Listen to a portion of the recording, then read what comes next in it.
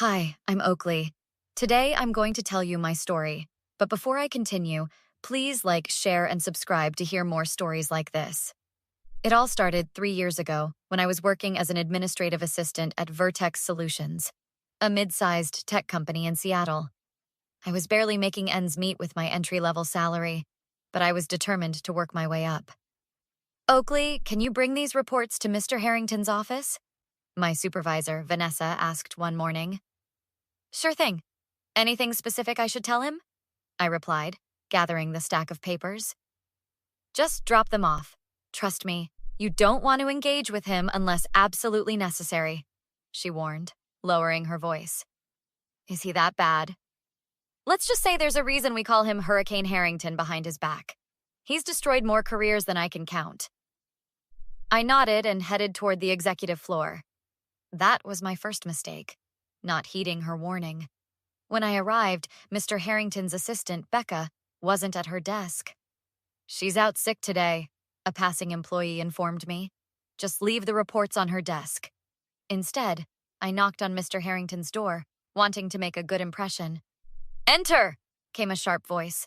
I walked in to find Maxwell Harrington, CEO of Vertex Solutions, glaring at his computer screen.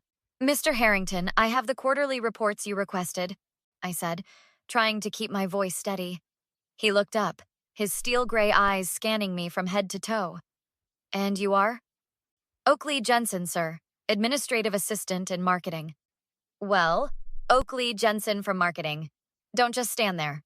Bring them here. As I approached his desk, he suddenly asked, Are you Porter's new hire? No, sir. I've been here for 8 months. He scoffed. 8 months and still an assistant? Not very ambitious, are you? The comment stung, but I maintained my composure. Actually, I'm taking night classes in digital marketing. I hope to move up eventually. Hope doesn't get you anywhere in business, he said dismissively. Results do. That's why I'm sitting here and you're, delivering my papers. I placed the reports on his desk and turned to leave when he added, By the way, tell Porter his team's numbers are garbage. If they don't improve by next quarter, I'll be making changes. I'll pass that along, I replied, though Porter wasn't even my department head. That encounter left a bad taste in my mouth, but it was just the beginning. 2 weeks later, Vanessa approached my desk, looking uncomfortable. Oakley, Mr. Harrington has requested you personally handle some administrative tasks for him this week. Becca's still dealing with some health issues. Me? Why me? He specifically asked for that Jensen girl. I'm sorry, but we can't exactly say no to the CEO. What followed was the week from hell. Nothing I did was right. He criticized my filing system, complained about my coffee-making skills, and made snide remarks about my bargain bin wardrobe. Do you actually own anything that doesn't look like it came from a thrift store? He asked one afternoon. Not all of us can afford designer labels, Mr. Harrington, I replied before thinking. He raised an eyebrow. Maybe that's why not all of us become CEOs. The final straw came when he called me into his office on Friday afternoon. Jensen, I need you to work this weekend. The board presentation needs to be redone. This weekend? I'm sorry, Mr. Harrington, but I have plans I can't change. More important than your job? He challenged. It's my mother's birthday. She's coming from out of town.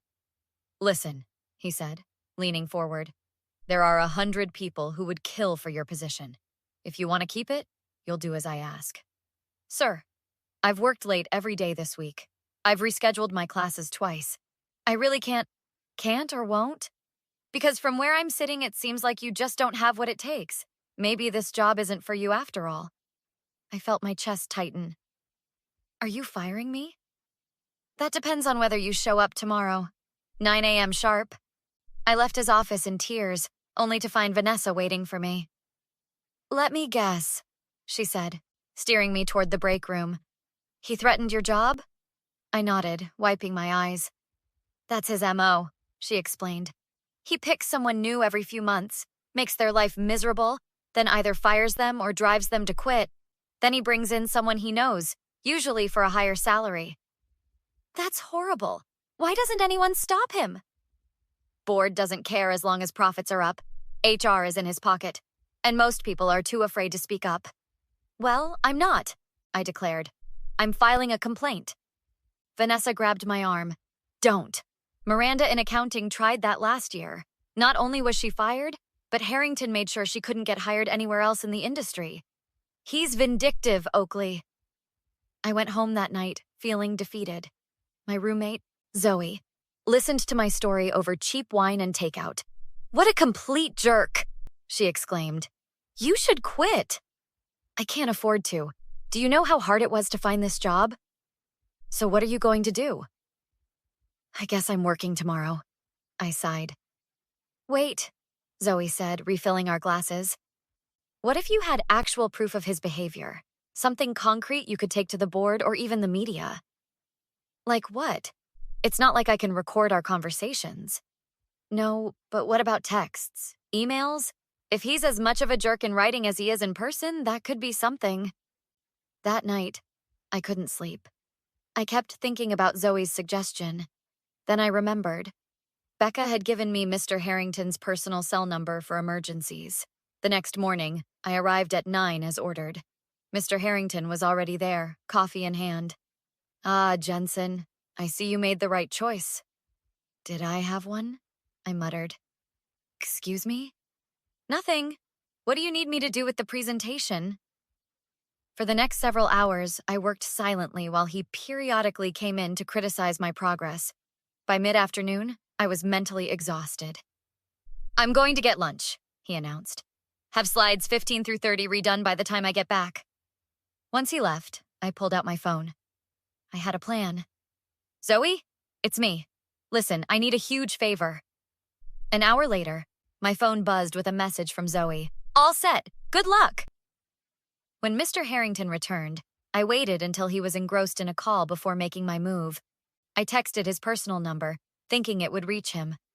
Mr. Harrington, it's Oakley. I'm not feeling well and need to leave early. To my horror, his phone immediately rang on his desk. I'd completely forgotten he had left it there. I quickly sent another text. Sorry, wrong number. This was meant for my supervisor. Too late. He picked up his phone, read the messages, and glared at me. Jensen, what is the meaning of this? I'm sorry, you thought you could lie to get out of work? Pathetic. That's when my phone rang. It was a number I didn't recognize. I answered, putting it on speaker deliberately. Hello, is this Oakley Jensen? A woman's voice asked. Yes, this is she. This is Nurse Williams from Seattle General. I'm calling about your newborn baby. Mr. Harrington's eyes widened. I'm sorry, what? I asked, feigning confusion. Your baby, the one you delivered this morning? We have some paperwork issues. The father is listed as Maxwell Harrington, but he hasn't signed any of the forms. Mr. Harrington lunged for the phone. This is Maxwell Harrington. There must be some mistake. I don't have a child with this woman. Sir, according to our records, Miss Jensen listed you as the father of her baby girl, born at 5:17 this morning. That's impossible. We've never... Sir, we need you to come down to the hospital to either confirm paternity or contest it officially. Otherwise, your name will remain on the birth certificate. This is outrageous, he shouted. I'll sue your hospital. I'll sue you. He turned to me, face red with fury. And you're fired. Get out. I gathered my things calmly while he continued ranting into the phone. As soon as I was out of his office, I texted Zoe. Phase 1 complete. The next day, I received a formal termination letter citing dishonesty and inappropriate conduct. But I was ready. I met with Zoe and her cousin Maya, who worked at the local news station. You got everything? Maya asked. Every single interaction documented, I confirmed, handing over a folder. Plus statements from 3 other former employees who he treated the same way. What about the hospital call? Zoe asked. I grinned. My friend Lindsay from college is a nurse now. She was very happy to help after I told her what kind of man Harrington is. The story broke a week later. CEO's reign of terror. Employees speak out against toxic leadership. The article detailed Harrington's pattern of harassment, discrimination, and creating a hostile work environment. The company's stock took a hit. Former employees came forward with their own stories. The board called an emergency meeting. 2 days later, my phone rang. "Is this Oakley Jensen?" a formal voice asked. "Speaking. This is Theodore Miller, chairman of the board at Vertex Solutions. I'd like to discuss your recent allegations against Mr. Harrington." "They're not allegations, Mr. Miller. They're facts, and I have documentation to prove it."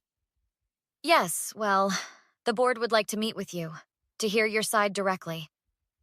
The meeting was set for the following day.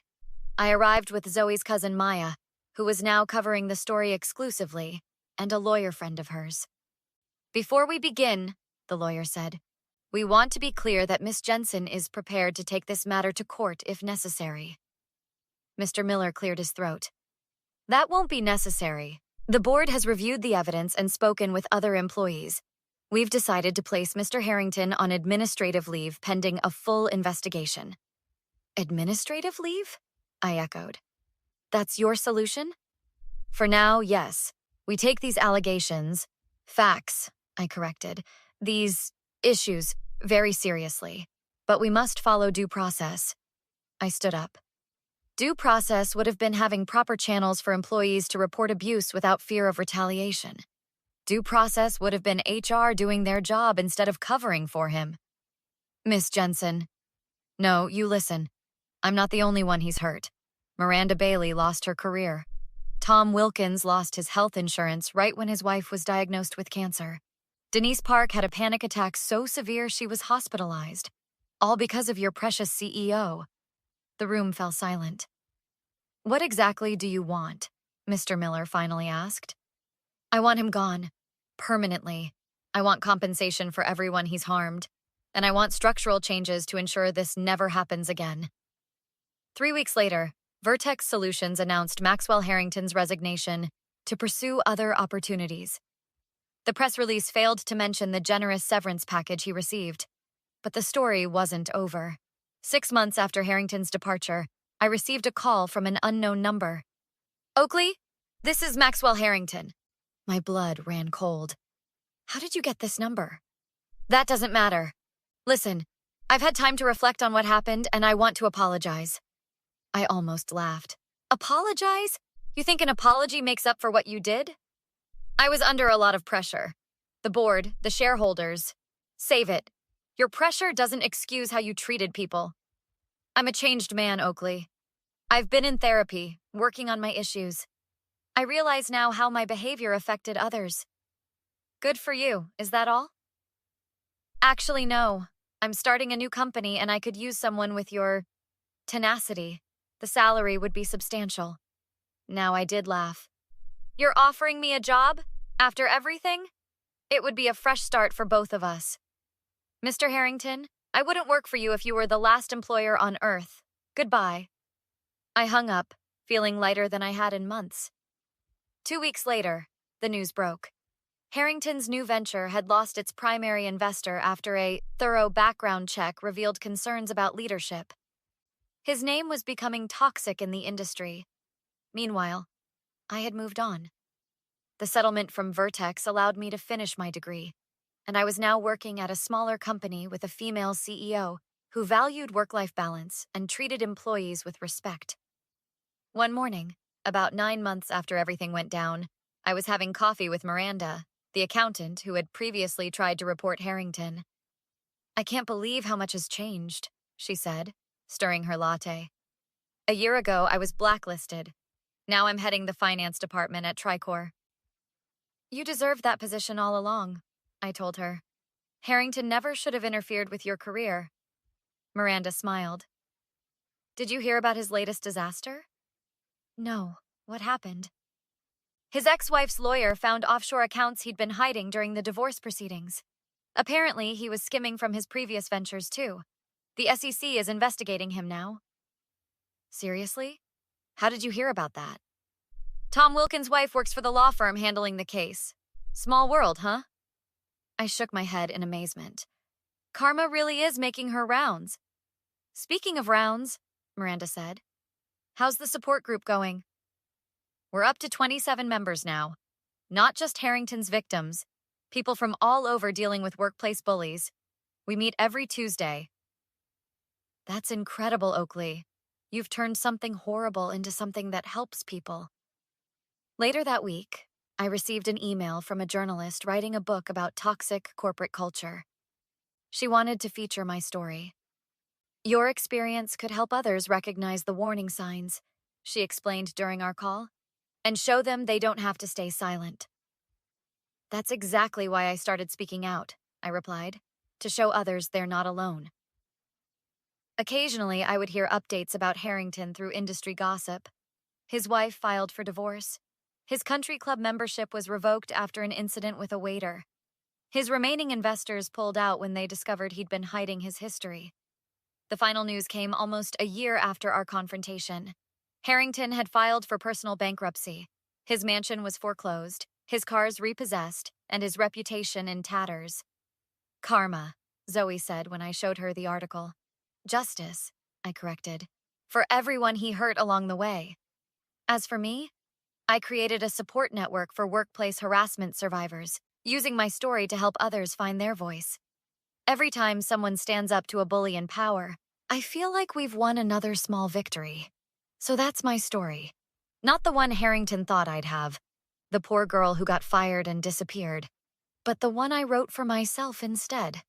And now I have a question for you. If you could confront someone who hurt you without consequences, what would you say to them? Share your thoughts in the comments below.